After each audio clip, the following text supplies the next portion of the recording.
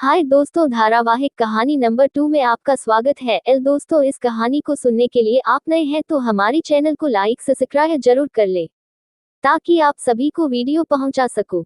महालक्ष्मी व्रत अगले 16 दिन जरूर करें। इनमें से कोई एक उपाय, माँ लक्ष्मी भरेंगी आपके भंडार। महालक्ष्मी व्रत भाद्रपद महीने में रखा जाता है। ये व्रत 1-2 दिन नहीं बल्कि पूरे 15 दिनों तक रखा जाता है। आइए जानते हैं कब से शुरू हो रहा है महालक्ष्मी व्रत और इस दौरान कुछ आसान उपाय करने से आप पर मां लक्ष्मी प्रसन्न होंगी और आपके घर में धन धान्य की कोई कमी नहीं रहेगी। माता लक्ष्मी को धन की देवी कहा जाता है। कहते हैं मां लक्ष्मी जिस पर अपनी कृपा बरसाती है उसके घर के भंडारे भर देती हैं। 22 सितंबर से महालक्ष्मी व्रत का त्योहार चल रहा है। अगले 15 दिन तक चलेगा। महालक्ष्मी व्रत भाद्रपद माह में रखा जाता है। कहते हैं जो व्यक्ति इन दिनों में माता लक्ष्मी का व्रत करते हैं और उनकी उपासना करता है उसके सभी काम पूरे होते हैं।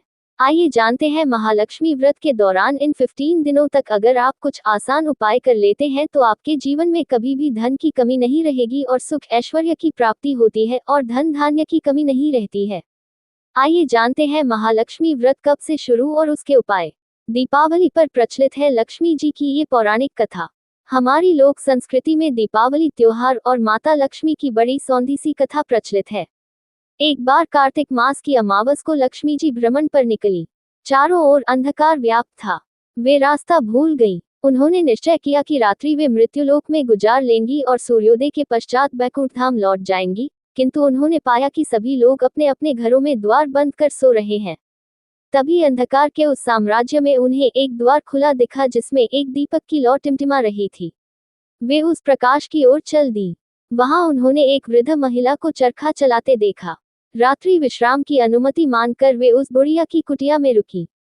वृद्ध महिला लक्ष्मी देवी को बिस्तर प्रदान कर पुनः अपने कार्य में व्यस्त हो गई। चरखा चलाते चलाते वृद्धा की आंख लग गई। दूसरे दिन उठने पर उसने पाया कि अतिथि महिला जा चुकी है, किंतु कुटिया के स्थान पर महल खड़ा था। चारों ओर धन धान्य रत्न जेवरात बिखरे हुए थे। कथा की फलश्रुति ये है कि मां लक्ष्मी देवी जैसी उस वृद्धा पर प्रसन्न हुई वैसी सब पर हो। और तभी से कार्तिक अमावस की रात को दीप जलाने की प्रथा चल पड़ी। लोग द्वार खोलकर लक्ष्मी देवी के आगमन की प्रतीक्षा करने लगे, किंतु मानव समाज ये तथ्य नहीं समझ सका कि मात्र दीप जलाने और द्वार खोलने से महालक्ष्मी घर में प्रवेश नहीं करेगी, बल्कि सारी रात परिश्रम करने वाली वृद्धा की तरह कर्म करने पर और अंधेरी राहों पर भटक जाने वाले पथिकों के लिए दीपकों का प्रकाश फैलाने पर घरों में लक्ष्मी विश्राम करेगी। ध्यान दिया जाए कि वे विश्राम करेगी, निवास नहीं, क्योंकि लक्ष्मी का दूसरा नाम ही चंचला है, अर्थात अस्थिर रहना उनकी प्रकृति है। इस दीपोत्सव पर कामना करें कि राष्ट्रीय एकता का स्वर्ण दीप युगों युगों तक अखंड बना रहे।